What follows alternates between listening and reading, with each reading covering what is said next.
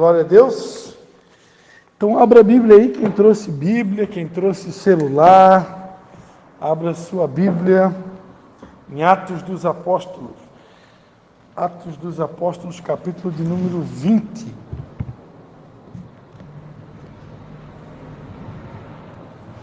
Atos dos Apóstolos, capítulo 20. A gente vai estar fazendo a leitura do versículo 1 até o 16.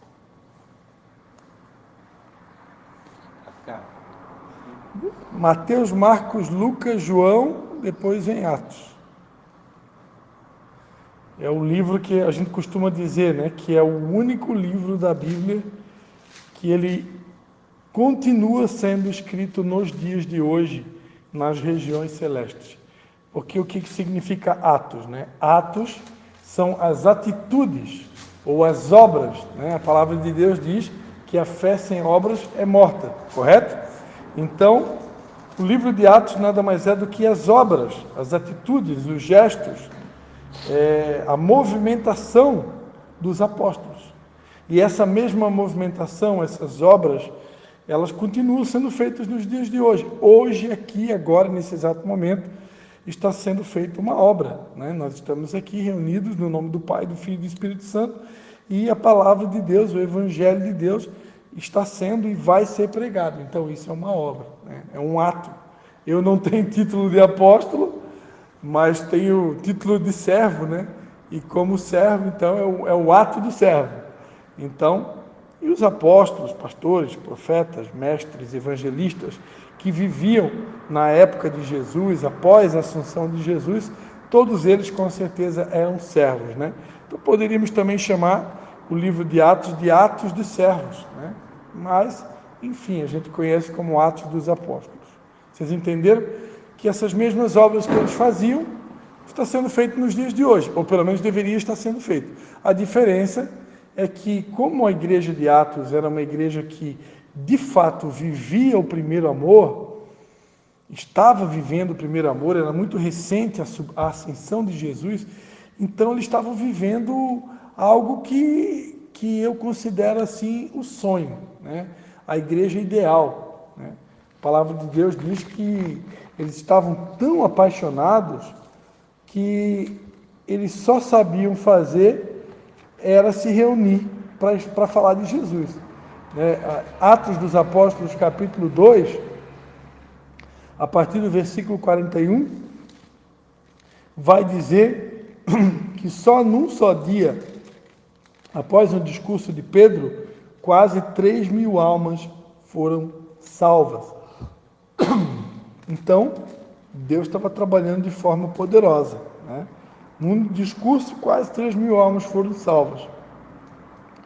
E a palavra de Deus diz que eles perseveravam na doutrina dos apóstolos, na comunhão, né? Uma igreja que perseverava na doutrina, era uma igreja de comunhão, é o que a gente vai fazer esse final de semana, né? Ter um tempo de comunhão, passar um domingo juntos, no partir do pão e nas orações. Em cada alma havia temor, muitas maravilhas e sinais eram feitos pelos apóstolos, né? Então eram muitas maravilhas e sinais. Hoje não pode ser, ou pelo menos ao meu ver, não dá para dizer que a gente vê tantas maravilhas e sinais, assim como um todo, né? Mas aqui diz que naquela época eram muitas maravilhas e sinais. Todos os que criam estavam juntos, né? Não havia divisões na igreja. Estava todo mundo junto. E o detalhe, eles tinham tudo em comum. O que era de um não era dele, o que era meu era do outro, o que era do outro era meu. Então não havia essa questão do egoísmo, essa questão do que é meu e o que é teu. Não, eles tinham tudo em comum. Era uma grande família que se reunia todos os dias nos templos e nas casas para repartir o pão, compartilhar a palavra, ter momentos de comunhão. Aqui diz no versículo 45 que a paixão deles por Jesus, a comunhão, o amor, era algo tão maravilhoso, tão puro, que eles chegavam ao ponto de vender as propriedades e bens que eles tinham e eles repartiam com todos os irmãos segundo a necessidade de cada um. Ou seja, não havia necessidade entre eles. Não havia necessidade entre eles. Um se compadecia do outro, um se preocupava com o outro. Eu vejo que nos dias de hoje, né, essa é a minha leitura. Eu percebo que Deus está proporcionando para a igreja como um todo um grande treinamento. E nesse grande treinamento, isso eu estou falando de hoje, atualidade, Deus ele não cria filho banana. Deus não cria filho ou filha frouxo. Então Deus permite muitas vezes que até pessoas saibam das nossas dificuldades, sejam elas emocionais, familiares, financeiras, espirituais, materiais, enfim, e muitas delas, mesmo sabendo das dificuldades que nós temos, tipo assim, não move nenhuma palha, não faz nada para ajudar, mesmo sabendo que, mesmo tendo condições de ajudar, não ajudam. É o que eu percebo, é a minha leitura.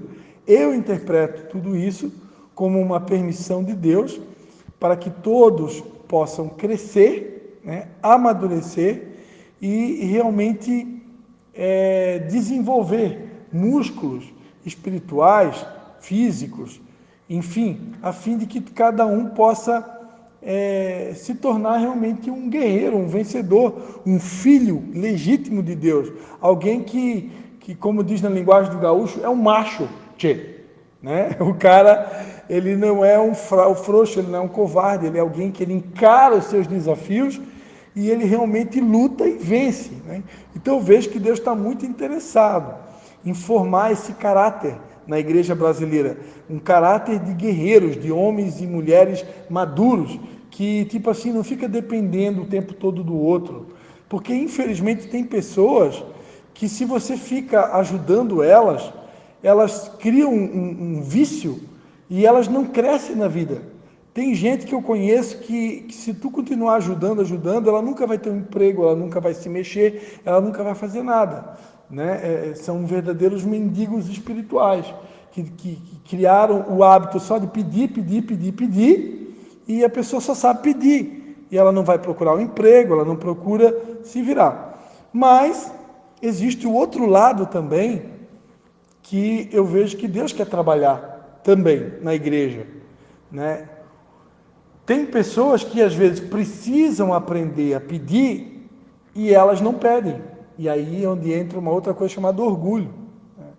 Eu, no tempo que eu vim para Nova Trento aqui, quando eu morei aqui, quando eu fui missionário aqui, que eu vim para cá como missionário, eu cansei de pedi rolo de papel higiênico para o meu vizinho, pedi quilo de arroz, quilo de macarrão, pacote de açúcar, eu pedia emprestado a foice para poder podar o coqueiro que tinha na frente da minha casa, eu pedia enxada para poder capinar o terreiro, tudo que eu não tinha eu pedia, porque eu vim para cá por fé, quando eu vim morar em Nova Trento como missionário aqui.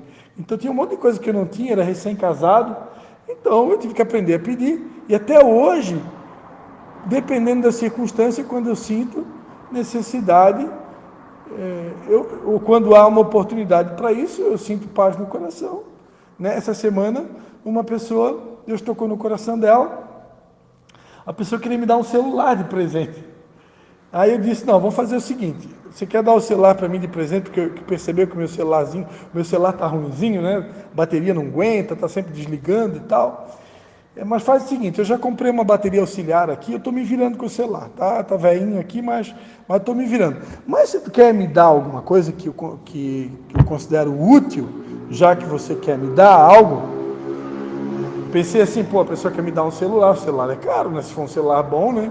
Então o que eu vou pedir para ela é bem mais barato que um celular. Então faz o seguinte, já que você quer me abençoar, eu estou há meses sem óculos, porque eu perdi o meu óculos e eu não tenho condição financeira, não tenho de onde tirar, hoje eu não tenho de onde tirar, não posso roubar, não posso matar, e eu estou meses sem óculos, e eu uso óculos, né? Eu tenho 0,5 de miopia, e eu estou meses sem óculos, por quê? Porque eu não tenho dinheiro para confeccionar um, infelizmente não tenho, e aí compartilhei com a pessoa, já que ela queria me dar um celular, e aí então, ela disse, não, então vai lá na como é que chama? Na ótica, né?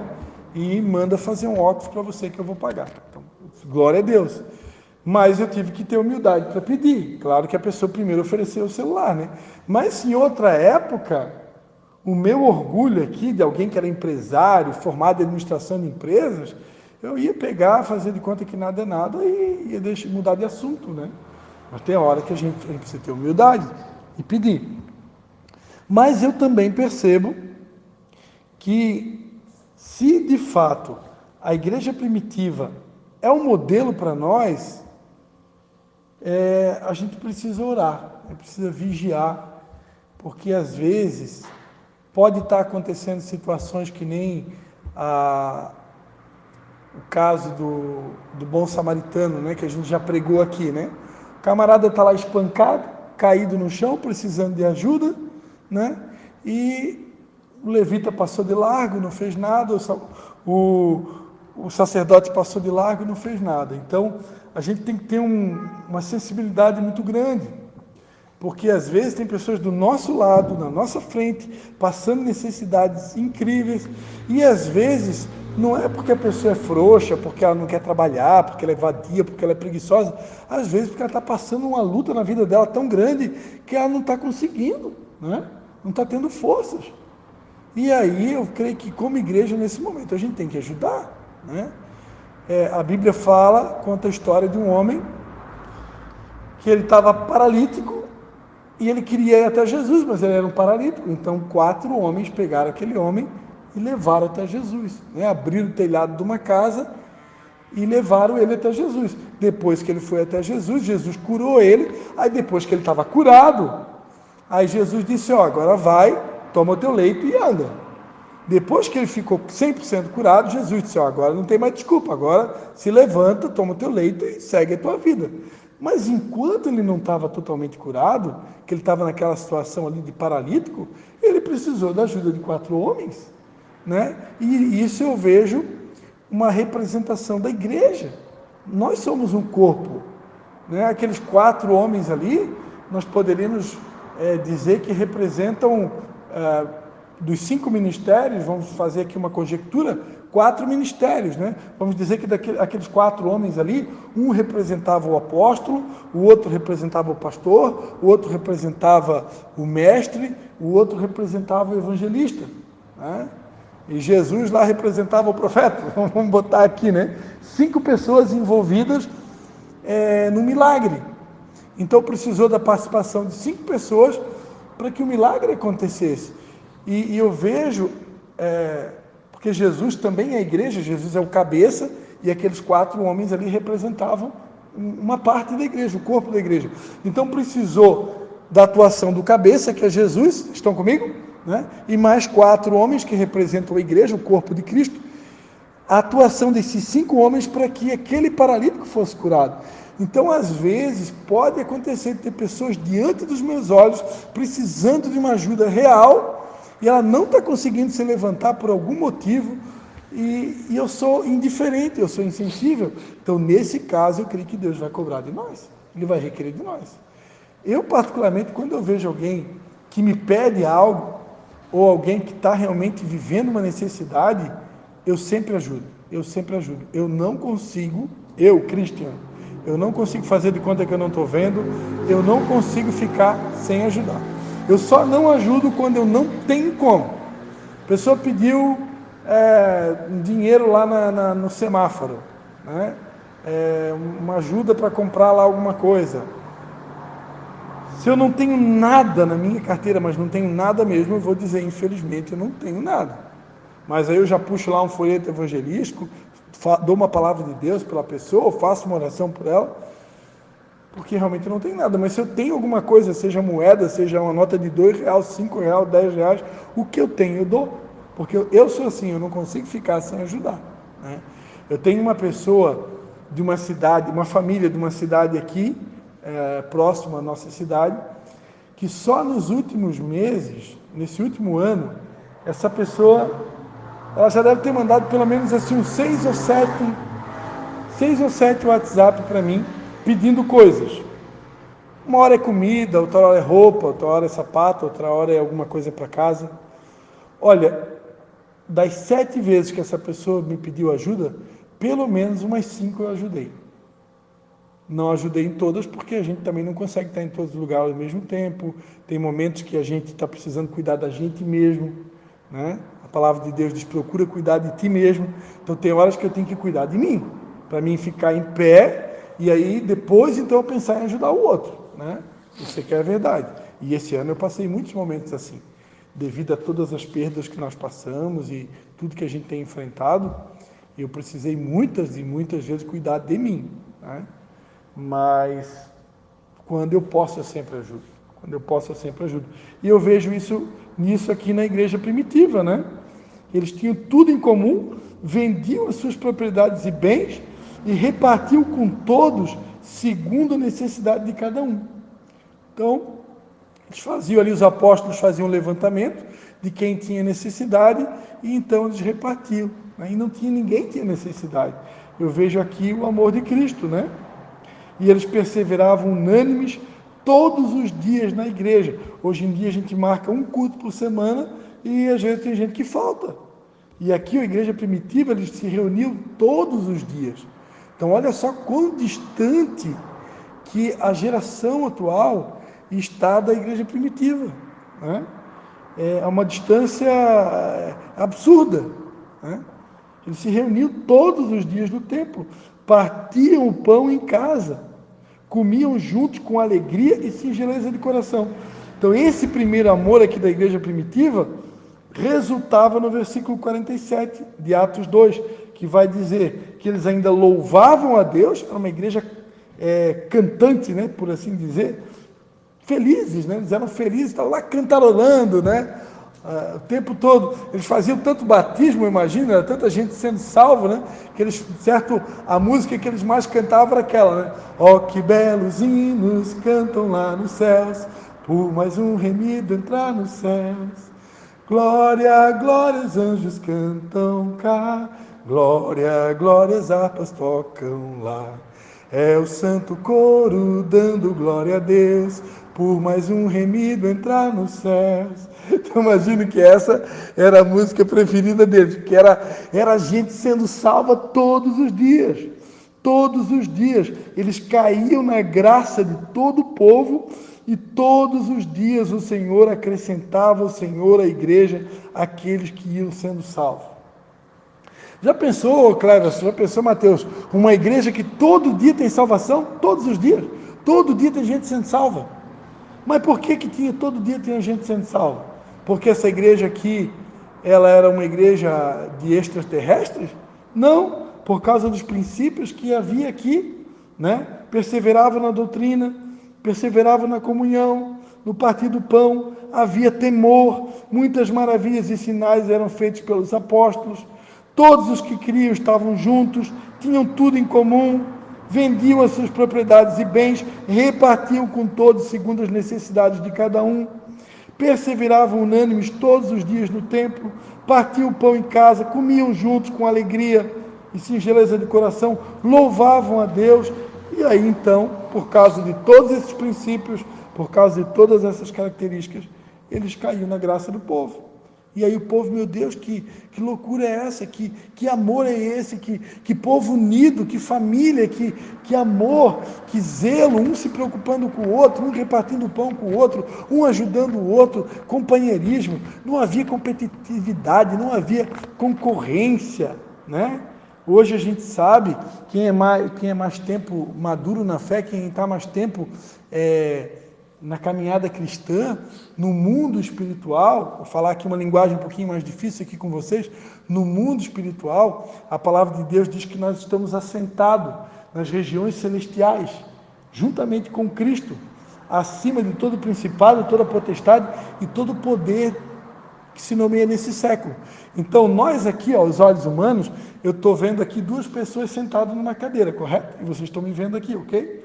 Mas no mundo espiritual, nós estamos assentados em lugares espirituais, no reino do Espírito. Consegue entender? É algo espiritual que a gente não consegue ver. Então, no mundo espiritual, no reino espiritual, presta atenção, existem posições espirituais. É como se nós estivéssemos numa grande competição, ou melhor dizendo, numa grande corrida, melhor a palavra corrida, não competição. Competição não é bom. Uma grande corrida, onde a igreja de Jesus, ela está correndo como um grande exército, trabalhando, lutando para estabelecer e implementar o reino de Deus na terra. E é como se fosse uma corrida de revezamento. Um vai trocando o bastão com o outro. Quem está cansado, vai mais para o final da fila, descansa, e aí quem está mais com força vai para frente do pilotão. É que nem uma corrida de bicicleta, né? No ciclismo tem muito disso. Os ciclistas, eles correm todos em pilotão e eles vão revezando um com o outro. Então quem está mais descansado vai lá na frente, cansou, vai para trás. E assim eles vão revezando.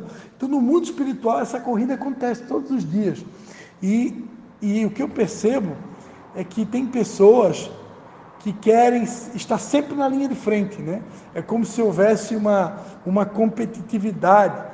É quem é a igreja que ganha mais membros, é quem é o melhor, quem é o maior, né? Na época de Jesus isso já acontecia, né? Tinham discípulos querendo ser o maior e queriam competir entre eles, e aí Jesus disse, olha, primeiro, quem não se tornar humilde como uma criança, de maneira alguma, vai entrar no reino dos céus. E aí depois Jesus disse, olha, no meu reino, as pessoas que querem competir, umas com as outras, elas não são consideradas grandes. No meu reino, as pessoas que ficam lutando por cadeiras, por posições, elas não são consideradas grandes. No meu reino é o seguinte, quem quiser ser grande, seja como um servo, como um serviçal. Agora, quem quiser ser o primeiro no meu reino, seja como escravo, ou seja, alguém que faz a obra totalmente sem interesse, sem esperar receber nada em troca. Porque, infelizmente, muitas pessoas fazem a obra de Deus esperando receber recompensa, esperando receber algo em troca, né? Principalmente, imagina, não é o nosso caso aqui, mas eu fico imaginando numa igreja onde tem ali pessoas abastadas financeiramente. Nós aqui não temos ninguém. Todo mundo aqui é pobre, é classe média baixa. Né? Se algum dia teve algum rico aqui, já não está mais, né? Mas imagina uma igreja onde tem pessoas ricas, né? Pessoas que ganham bem financeiramente. Deve ser muito difícil, né? Para pastores dessas igrejas realmente conseguir separar as coisas.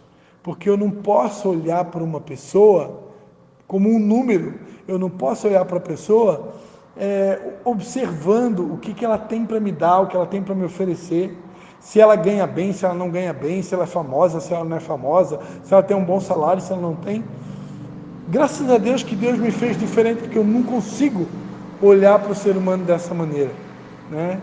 Eu nunca me preocupei com isso. Nunca deixei de confrontar pessoas que já frequentaram a igreja que eu fui pastor, pessoas que ganhavam muito bem financeiramente, nunca deixei de confrontar elas e pegar pesado quando foi necessário. E muitas delas saíram e foram embora. E a vida que segue, né? Como disse Jesus para o jovem rico, querido, olha, se tu não estiver disposto a vender tudo que tu tem e dar aos pobres para me seguir, tu não pode ser meu discípulo. E o jovem rico preferiu ficar com a grana, né? E Jesus simplesmente seguiu a vida dele, né? Vida que segue, né? Então Jesus não fez nada para ajudar aquele jovem rico a permanecer do lado dele. Queres, não queres, diz, como diz aqui o Barriga Verde, o catarinense, né? Queres, não queres, diz. Então, quer me seguir? Vamos lá, não quer? Eu estou seguindo Jesus. Estou seguindo a Jesus Cristo. Desse caminho eu não desisto. Atrás o mundo, Jesus à frente. É mais ou menos assim. Eu não volto mais. Então, amados, nós não podemos olhar as pessoas como números. As pessoas não são números, as pessoas são seres humanos, independente de classe social, raça, cor, credo, todos precisam de amor, de carinho, de atenção, e a gente não pode fazer acepção de pessoas. Amém? Glória a Deus. Esse negócio de dar liberdade para o Espírito Santo é uma coisa muito louca. Mas vamos agora para Atos capítulo 20. Atos dos Apóstolos, capítulo de número 20. E eu quero ler com vocês aqui do versículo 1 até o 16. Ok? Depois que cessou o alvoroço, Paulo chamou a si os discípulos e, tendo-os animado, despediu-se e partiu para a Macedônia. Ele andou por aquelas regiões, exortando os discípulos com muitas palavras, e finalmente chegou à Grécia. Depois de passar ali 3 meses, tendo os judeus armado uma cilada contra ele, quando ia navegar para a Síria, decidiu voltar pela Macedônia. Acompanharam-no até a Ásia, Sópatro de Bereia, filho de Pirro, e dos de Tessalônica, Aristarco e Segundo, Gaio de Derbe e Timóteo, dos da Ásia, Tíquico e Trófimo. Estes, indo adiante, esperaram-nos em Troade. E nós, depois dos dias dos pães asmos, navegamos de Filipos e em 5 dias fomos ter com eles a Troade, onde permanecemos 7 dias. No primeiro dia da semana, reunindo-se os discípulos para partir o pão, Paulo, que havia de sair no dia seguinte, falava com eles e prolongou o seu discurso até a meia-noite. Imagina uma pregação que começou de tarde e só terminou depois da meia-noite. Havia muitas luzes no cenáculo onde estávamos reunidos. Estando certo jovem, por nome Eutico, assentado numa janela, caiu do 3º andar, tomado de um sono profundo que lhe sobreveio durante o extenso discurso de Paulo, e foi levantado morto. Paulo, porém, descendo, inclinou-se sobre ele e, abraçando-o, disse: não vos perturbeis, que a sua alma nele está. Então subiu, partiu o pão e comeu. Depois de lhe falar até o amanhecer, partiu. Levaram vivo o jovem e ficaram muito consolados. Nós, porém, tomamos a dianteira e, embarcando, navegamos até Assos, onde devíamos receber a Paulo, porque assim o ordenara, indo ele por terra. Logo que nos alcançou, em Assos, recebemo-lo a bordo e fomos a Mitilene. Navegando dali, chegamos no dia seguinte defronte de Quios. No outro aportamos a Samos, e tendo-nos demorado em Trogílio, chegamos no dia seguinte a Mileto. Paulo já tinha decidido passar ao largo de Éfeso, para não gastar tempo na Ásia. Apressava-se para estar, se fosse possível, em Jerusalém no dia de Pentecoste. Amém, amados? Vamos orar. Deus já está aqui com a gente, né?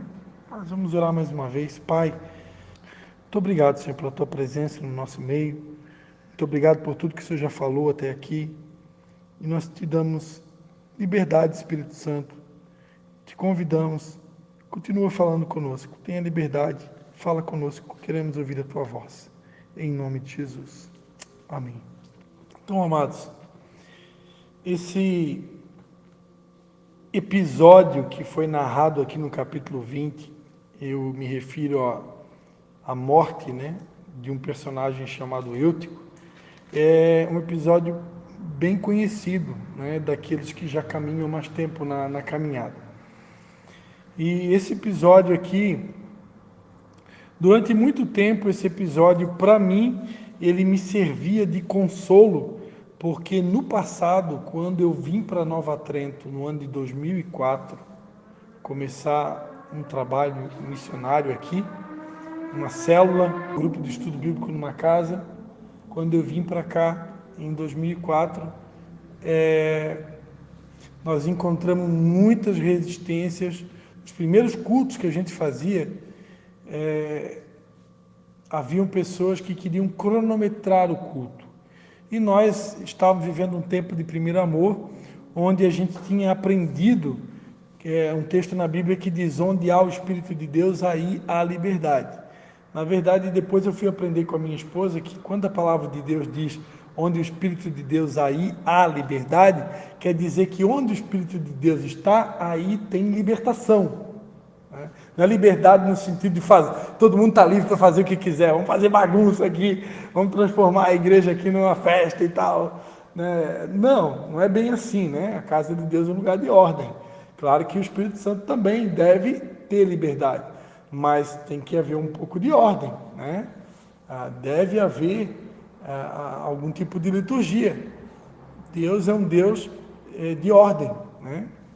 E a gente vê na própria Bíblia, desde o Antigo Testamento, Deus ensinando, desde a época do tabernáculo, verdadeiras liturgias, né? Onde Deus deixa claro que o culto a Deus deve ser algo organizado. É verdade também que quando o Espírito Santo ele toma o controle, se ele quiser bagunçar o culto, alterar a ordem dos fatores, ele tem liberdade para isso. Mas normalmente Deus ele nos dá um padrão, né? Ele nos dá um padrão. Geralmente a gente começa um culto com uma palavra de abertura, um momento de oração, um tempo de louvor, dízimos, ofertas, depois a palavra principal. Isso a gente percebe que há uma direção do Espírito para ser feito dessa maneira, né? Não que seja a única maneira. Mas, enfim, Deus é um Deus de ordem. Mas naquela época a gente entendia que o Espírito tinha que ter liberdade, e liberdade total. O Espírito Santo é que manda e acabou. E até os dias de hoje eu continuo pensando assim. Só que o que acontece é que naquela época, se a gente sentisse de fazer um culto de 4 horas, a gente faria. Apesar que o culto durava em torno de 2h30, eu imagino 3 horas em alguns casos. A verdade é que a gente conquistou muitos inimigos com isso, né? As pessoas não concordavam que o culto demorasse tanto. Mas eu ia para a oração e Deus dizia: olha, mantenha assim, deixa o Espírito Santo na liberdade. Se tiver que ser 2 horas de culto, vai ser. Se tiver que ser 2h30, vai ser. Se tiver que ser 3, vai ser. E quem quiser ficar contigo vai ficar, quem não quiser não vai ficar. E a verdade é que a gente perdeu muita gente por causa disso, né? E eu ia para a oração, eu cheguei a orar, quase que eu orei igual a Jesus. Quase que eu cheguei a orar gotas de sangue, pedindo para Jesus: por favor, me libera. Eu chegava a pedir para Deus: Deus, deixa eu fazer um culto menor, porque eu vou perder todo mundo, eu vou ficar sozinho. E não tinha jeito, Deus só me sinalizava que eu tinha que continuar do mesmo jeito.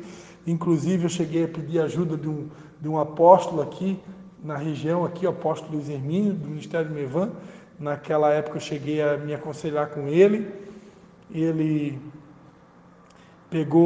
me deu 3 CDs de mensagens para me ouvir em casa, e naquela CD de mensagem Deus falou comigo: enfim, mantém do jeito que tu tá, né? E eu sabia que eu tinha eles naquela época também como uma referência, Ministério Mevan, e eles também, até os dias de hoje, eles não têm hora para terminar o culto. Vai lá no culto do Mevan, começa o culto 7, 7h30, às vezes termina 10 da noite, 10h30, não tem hora, é conforme Deus quiser. Até os dias de hoje é assim. Mas nós aqui encontramos muita resistência. Eu perdi muitos membros. Teve gente que chegou a fazer reunião para dizer: se o pastor Cristian passar de tal horário, nós vamos se levantar, todo mundo vão deixar ele sozinho pregando na igreja.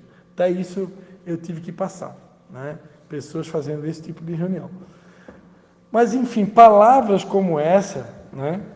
Na época, eu participei de um congresso em Blumenau com o apóstolo Renê, que hoje é nossa cobertura, né? Lá de Manaus, e ele compartilhou num congresso lá em Blumenau, que ele chegou a pregar numa determinada ocasião, ele chegou a pregar 10 horas de maneira ininterrupta, né?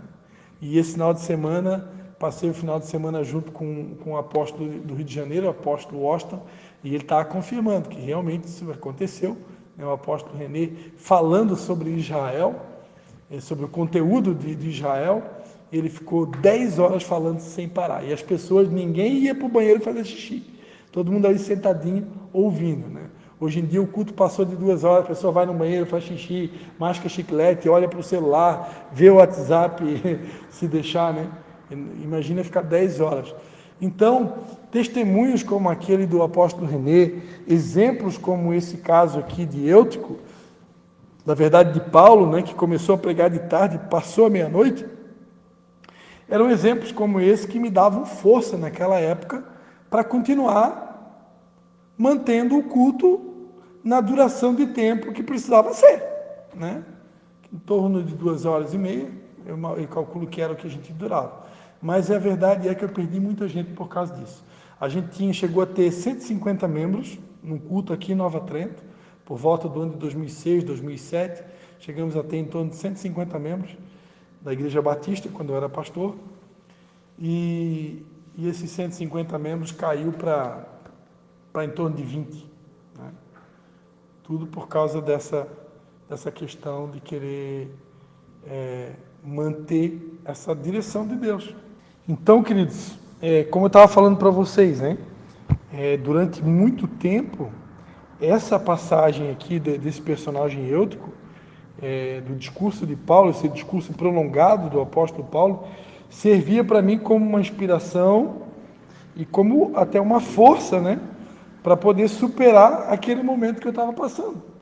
Porque é muito difícil quando o Espírito Santo te dá uma direção que vai praticamente contra a maioria, né? Todo mundo começa a achar que tu é louco, todo mundo começa a achar que tu é doido, que tu não tem responsabilidade, que tu é teimoso, que tu é orgulhoso. E aí tudo que é tipo de adjetivo, pronome, não sei qual que é o termo correto na língua portuguesa, eu tinha que escutar, né? E quem ficava do meu lado mesmo, suportando tudo e sofrendo tudo, na maioria das vezes é a tua esposa, né? Porque não tem muita gente, né, que queira ficar do lado de alguém que, aos olhos humanos, está sendo assim teimoso. Hoje eu olho para trás e eu vejo que tudo Deus tinha um propósito, né? Muitos desses irmãos que saíram hoje são pastores, são evangelistas em vários ministérios aí espalhados por tudo que é canto.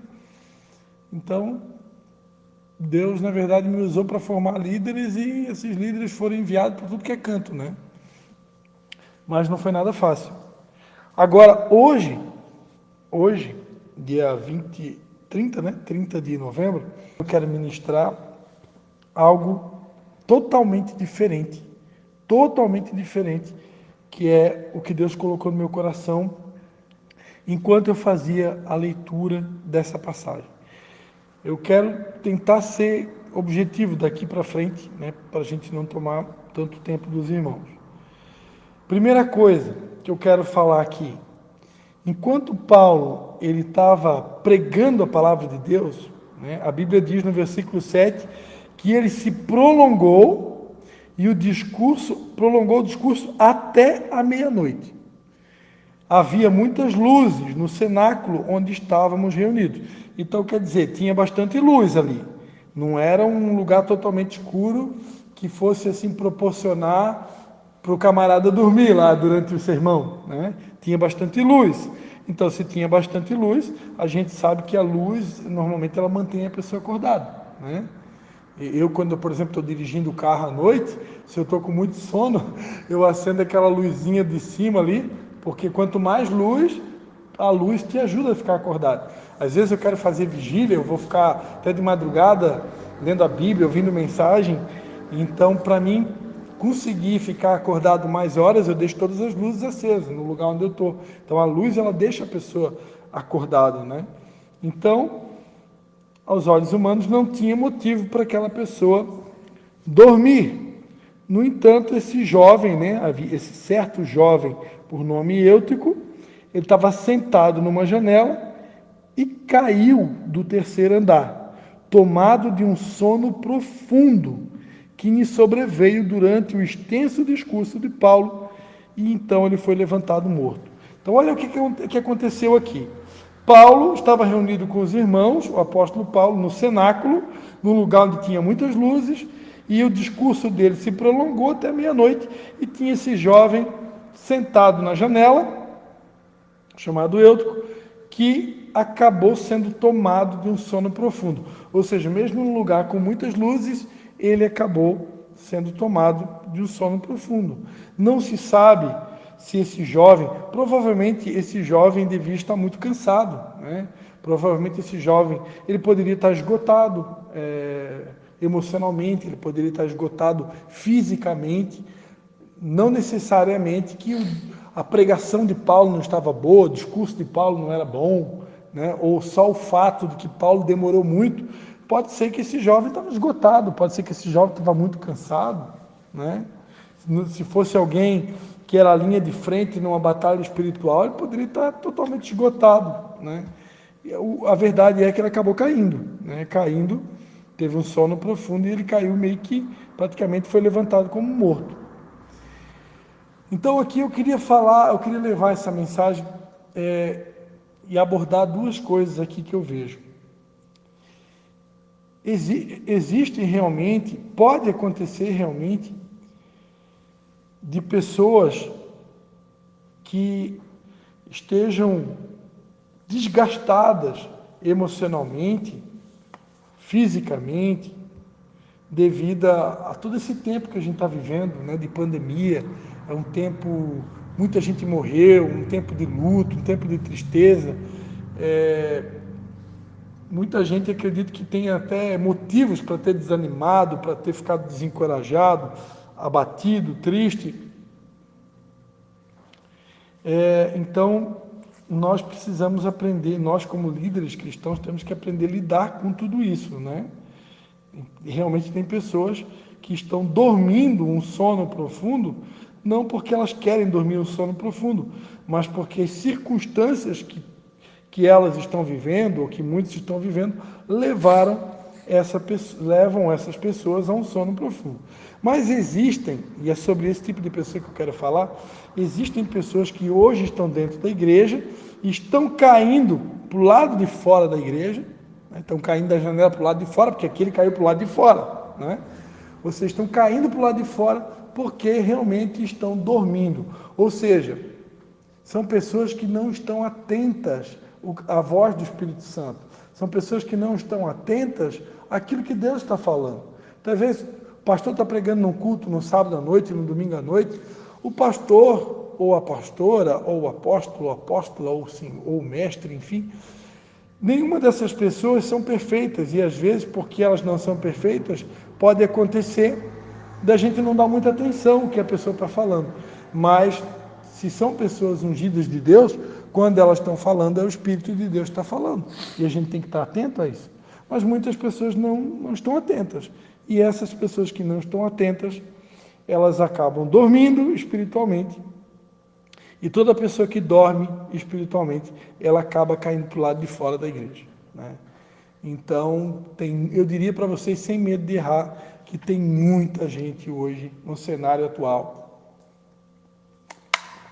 da igreja como um todo, tem muita gente dormindo, tem muita gente num sono profundo, né? A gente olha assim a igreja, né? O Brasil tem não sei quantos milhões, ou sei lá, centenas, milhares de cristãos, né? Evangélicos, pessoas convertidas. Mas desses daí que são cristãos, ou que são evangélicos, ou católicos, quantos que verdadeiramente são nascidos de novo? Quantos que verdadeiramente estão comprometidos com o Evangelho? Quantos que verdadeiramente estão comprometidos com o reino de Deus? É uma minoria, não é a maioria. Eu creio que não é a maioria. Perante a Bíblia, geralmente, na história de Israel, Deus sempre deixava um remanescente, né, que era 1/3 do total, que era aquele povo que realmente não esmorecia, não enfraquecia na fé. Então, eu acredito que esse 1/3 continua nos dias de hoje. Se a gente for pegar a igreja como um todo, tem 2/3 ali está dormindo, está viajando na maionese, estão tudo caindo para o lado de fora, estão dentro da igreja, mas estão tudo morto-vivo, E tem um terço ali que é aquelas que realmente são comprometidas, que está interessado, que está preocupado, que presta atenção quando o pastor fala, o pastor marca uma reunião, terça-feira à noite estamos nós aqui. Então só aqui em 3, mas não tem problema, nós estamos aqui. Estamos ouvindo a palavra de Deus, essa palavra tem poder, ela vai gerar, ela é uma semente incorruptível, que vai gerar frutos. Amém? Mas eu preciso crer, eu preciso valorizar isso, eu preciso entender que essa é a vontade de Deus. Mas muitos não valorizam, muitos estão no sono profundo.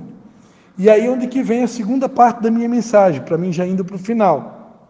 Qual foi a atitude de Paulo? Independente de... A Bíblia não conta aqui o motivo do sono profundo. A Bíblia não fala aqui se o cara caiu, se ele entrou no sono profundo porque ele estava cansado, ou porque ele estava com sono, ou porque ele não estava prestando atenção na pregação de Paulo. Enfim, a Bíblia não entra em detalhes. A verdade é que ele caiu no sono profundo. Perante a Bíblia diz que quem dá o sono, a Bíblia diz no Salmo, né, que aos seus amados ele dá o sono. Então, geralmente quem dá o sono é o próprio Deus, né? Todas as coisas, quem opera o querer e o efetuar é Deus, e tudo procede de Deus, porque dele, por ele e para ele são todas as coisas. Então o sono nada mais é do que uma reação do nosso organismo diante de um cansaço. Quando é que eu fico com sono? Por exemplo, se eu dormir durante o dia, que eu estou muito descansado, eu estou muito bem, eu consegui dormir um tempo durante o dia, por exemplo, quando chegar à noite no horário de dormir, eu nem vou ter sono, né? Porque o corpo está bem, está descansado. Mas se o meu corpo está cansado, está esgotado, o sono vem, né? Então o sono ele é algo que é produzido normalmente por cansaço, por esgotamento, né? Então tudo indica que esse jovem estava cansado, estava esgotado. Não necessariamente era o teor do discurso de Paulo que fez com que ele caísse. Mas independente de qualquer situação ou circunstância, a palavra de Deus diz que Paulo, versículo 10, Paulo, porém, descendo, inclinou-se sobre ele e abraçando-o, disse, não vos perturbeis, que a sua alma nele está. Então subiu, partiu o pão e comeu. Depois de lhes falar até o amanhecer, partiu. Levaram vivo o jovem e ficaram muito consolados. Olha só que coisa interessante. Paulo em nenhum momento procurou saber o motivo que fez com que aquele jovem caísse, o motivo que fez com que ele entrasse em sono profundo. Paulo em nenhum momento se preocupou com isso. A preocupação de Paulo era com o jovem que estava semi-morto. Olha as atitudes de Paulo, que é sobre isso que eu quero pregar aqui, que eu quero finalizar, na verdade, que isso aqui serve como lição para nós nos dias de hoje. Primeiro, Paulo desceu. Paulo descendo, né? Paulo desceu. Ou seja, Paulo não ficou no lugar onde ele estava, vendo aquele jovem lá embaixo caído, semi-morto. Paulo desceu. Muitas vezes eu vou ter que, se eu quero realmente, se eu tenho amor pelas almas, se eu tenho amor pelas vidas, se eu realmente me importo, como aquele bom samaritano se importou com aquele camarada caído, machucado e ferido, se eu realmente tenho empatia dentro de mim, se eu tenho um coração que se importa, eu vou precisar muitas vezes descer do lugar onde eu estou para ir até onde estão essas pessoas. Quando Jesus teve um encontro com Zaqueu, Jesus disse para Zaqueu, Zaqueu, desce depressa, porque hoje me convém entrar na tua casa. Ou seja, Jesus só pode ter um encontro com quem desce, né? Coincidentemente que Jesus também se batizou no Rio Jordão, né? E o significado do nome Jordão significa aquele que desce. Olha só que coisa tremenda, Jesus se batizou num rio que se chama aquele que desce. Será que Jesus já não estava querendo ensinar uma lição no dia do batismo dele? A caminhada cristã é uma caminhada de descer degraus. Se eu quero andar ao lado de Jesus, só há um jeito, é um caminho de humildade, é um caminho de humilhação e de humildade. Então, nesse caminho de humilhação e de humildade, eu vou precisar aprender a descer degraus, eu vou precisar descer do pedestal, eu vou precisar descer das minhas posições de orgulho, de soberba, de arrogância, né, de altivez, de prepotência, de achar que eu sou alguma coisa porque eu conquistei alguma coisa, porque eu tenho alguma coisa, achar que eu sou melhor do que alguém. Então, Paulo desceu. Né? Se a gente não desce, a gente não consegue chegar no lugar onde Deus quer que a gente esteja. Né? Onde estão os feridos, onde estão os machucados, onde estão os sonolentos. Para Paulo chegar no lugar onde estava o cara semi-morto, ele precisou descer. Segundo ponto, depois que Paulo desceu, ele se inclinou sobre eles. Né? O que é se inclinar? Né? Imagina uma pessoa aqui caída no chão, eu ficaria só observando ela. Não, Paulo se inclinou. Imagina o Paulo se ajoelhando, se abaixando para poder abraçar aquele jovem. Então, segundo passo, né? Segundo passo de Paulo, além de descer do lugar onde ele estava, Paulo se inclinou, né? Ele se ajoelhou, ele se prostrou. Né? Isso aqui é mais uma atitude de humildade, né? De descer até o chão, até o lugar onde a pessoa estava, de fato, literalmente, né? Depois de Paulo, isso está falando de compaixão, isso está falando de empatia, né? De se compadecer, de realmente no grego, no original, a palavra prostrar-se é a palavra, ou inclinar-se é a palavra proskunel, que é uma das palavras utilizadas para adoração. Então, a adoração em grego é prostrar-se, né? Proskunel. Então, é o que ele fez aqui. Normalmente, para se adorar a Deus, eu preciso me render a Ele, eu preciso me prostrar diante de Deus em total sentimento de rendição. O significado dessa palavra proskunel no original, o grego ele trabalha muito com figuras de linguagem. Então, no original em grego, a figura de linguagem da palavra proskunel é se ajoelhar, assim como um cachorrinho, ele se prostra diante do seu senhor para beijar a mão do seu dono. Então, isso é sinal de rendição, é sinal de humildade. Né? Diante de Deus eu tenho que ter um coração assim, um coração rendido, um coração compungido e prostrado diante de Deus. É o que diz a palavra de Deus no Salmo 51. Há um coração quebrantado, contrito, o Senhor teu Deus não desprezará. Sacrifício, Deus não quer. O sacrifício que Deus quer de nós é um coração quebrantado e contrito. Então, Paulo aqui ele teve essa atitude de quebrantamento, essa atitude de se inclinar, de se prostrar. Terceiro passo, terceiro ponto, ficou por aí? Não, Paulo foi mais além. Paulo abraçou a pessoa. Né? Ele abraçou, transmitiu calor, transmitiu vida, transmitiu emoção, transmitiu sentimentos. Né? Ele mostrou ali para aquele jovem, não, eu estou contigo, eu te abraço. Né? O nome Abacuque significa aquele que abraça. Então, Paulo abraçou aquele jovem ali e disse, eu estou contigo até o fim, né? Eu estou contigo.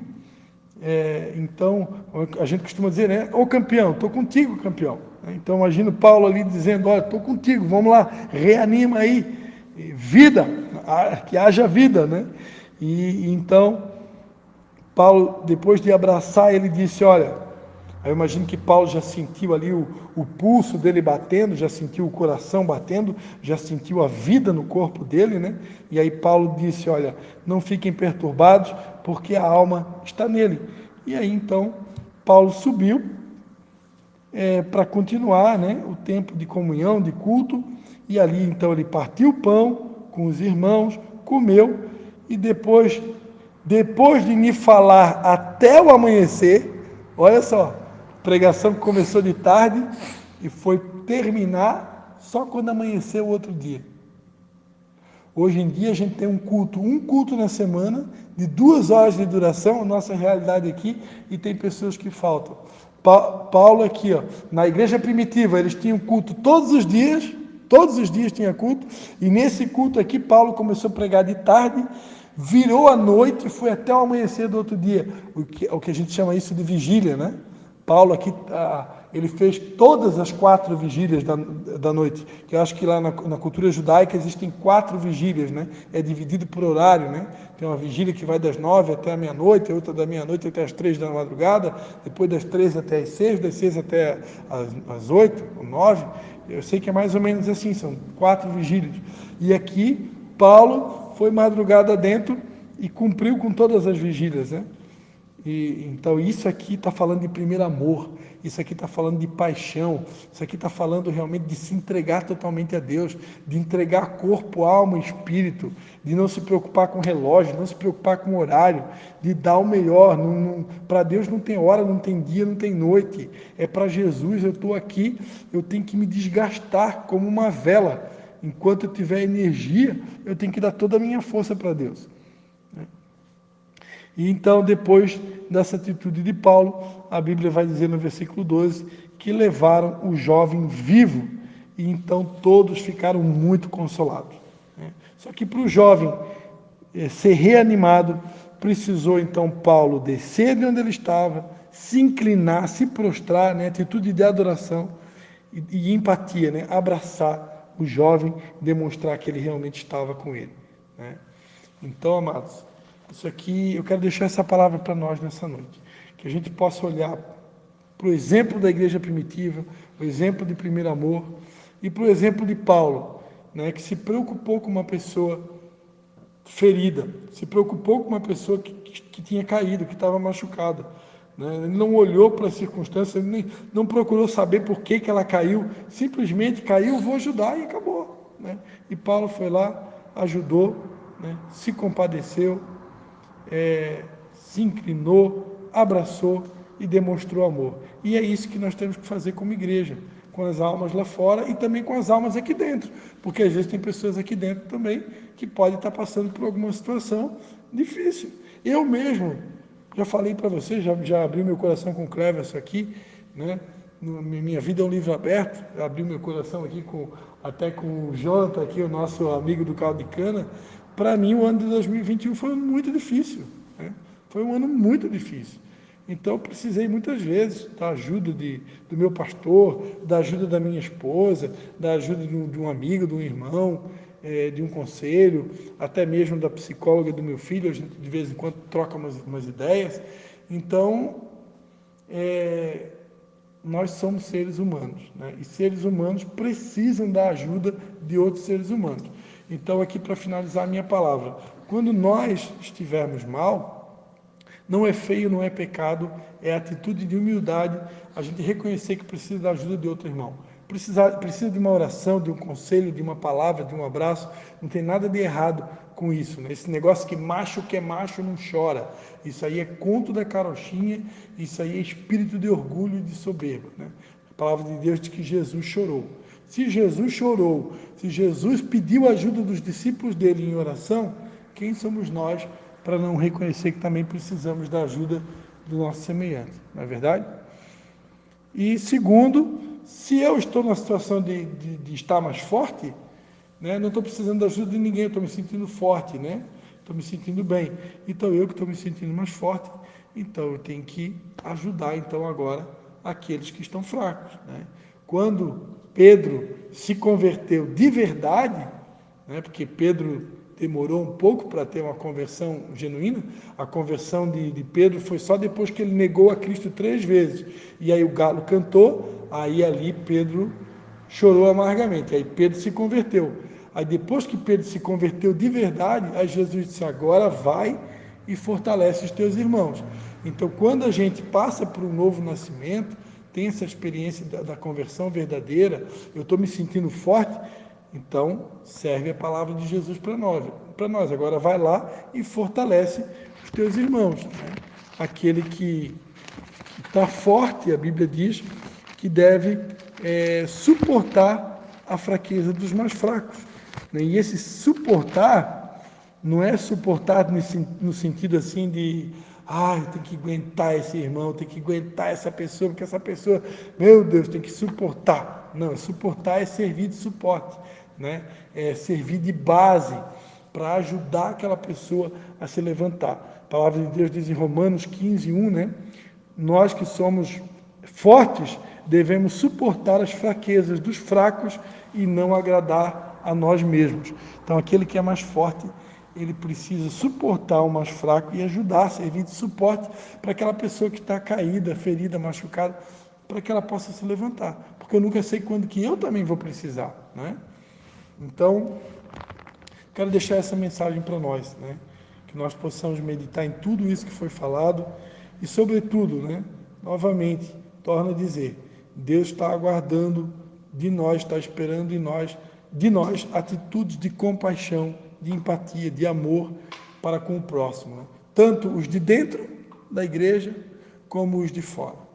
A gente precisa estar atento, né? Precisa estar atento a tudo que está acontecendo ao nosso redor, ao nosso derredor, porque os olhos do Senhor passam sobre toda a terra, Deus está nos filmando e Ele está nos observando quais têm sido as nossas atitudes diante da necessidade alheia.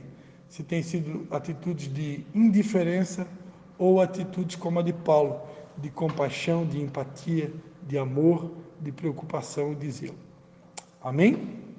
Todos entenderam a mensagem? Vamos orar? Queres orar, Mateus? Podes orar, Mateus, agradecendo a Deus por essa palavra? Faz uma oração aí, do teu jeito.